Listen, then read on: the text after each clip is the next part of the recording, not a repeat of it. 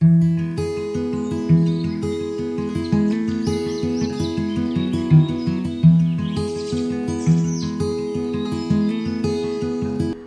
Sabbath mga kapaglaom, atong hisgutan nining adlaw mao ang atong morning devotional nga naguluhan linihok nga pasidungog sa langit.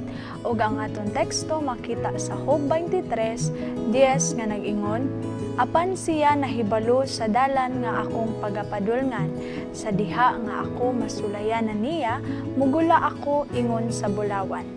Ang Kristohanon nga nahigugma sa iyang langitnong amahan, mahimo nga dili makamatikod pinaagi sa pagawas nga mga tagana o makita nga mga ilhanan sa bisan unsa nga langitnong pabor nga labaw sa gihatag ni adtong gamay ra o walay pagpahinungod. Kasagaran siya gisakit pag-ayo, naguol, naglibog ug gialirungan sa tanang bahin. Ang mga panghitabo daw batok kaniya.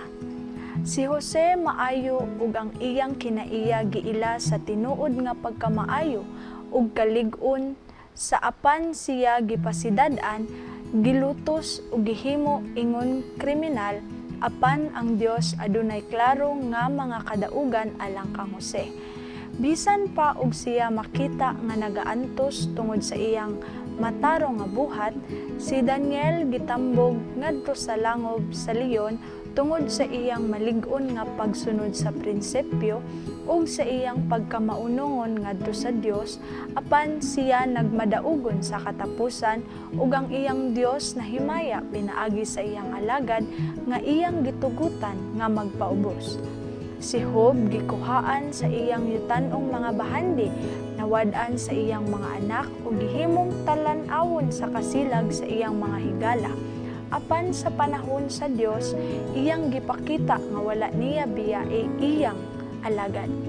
Si Esteban usa ka tinuod ug matinumanong tawo, gibato sa mga kaaway ni Kristo. Sa pagkatinuod, wala kini magpakita nga ang Dios nagpalig-on sa iyang hinungdan dinhi sa yuta, pinaagi sa pagtugot sa daotang mga tawo sa kadaugan. Apan, gikan niini nga maong kahimtang, mismo si Pablo nakabig ngadto sa pagtuo, ug pinaagi sa iyang pulong linibo ka mga tawo ang nadala ngadto sa kahayag sa ebanghelyo. Ang usa ka bililhon mapinanggaon nga si Juan usa ka binilanggo sa nag-inusarang isla sa Patmos. Apan dinhi si Jesus nakigtagbo kaniya ug mipadayag kaniya sa mga panghitabo, naglangkob sa mga katuigan hangtod sa pag-anhin ni Kristo ug nagpahibalo sa tambag sa Ginoo alang sa umaabot nga mga katuigan. Siya gitugutan sa pagtan-aw sa trono sa Dios ug sa pagtan-aw sa mga tinubos nga nagsul-ob og puti nga mga panapton, nga migula gikan sa dako nga kasakitan ug nga naglaba sa ilang mga kupo ug gipaputi kini sa dugo sa kordero.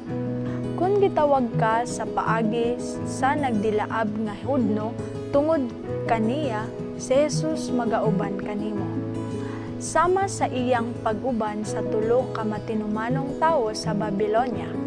Kadtong nahigugma sa ilang manunubos, magmaya sa matag kahigayunan sa pagpakigbahin uban kaniya sa pagpaubos ug pagpakaulaw. Ang gugma nga ilang gipas-an sa ilang Ginoo nagahimo sa pag-antos alang kaniya nga matamis. Magampo ta mga kapaglaom. Mahigugmaon nga Dios, daghang salamat sa imong dakong gugma ug saad nga bisan sa mga katalagman sa kinabuhi nga ikaw maana at taliwala kanamo. Imo ngalan takos gayud nga ipasidungog ug ibayaw. Daghang salamat sa mga pulong nga imong gipahat kanamo ug nagahangyo kami sa imong balaan nga proteksyon kanamo karong adlaw.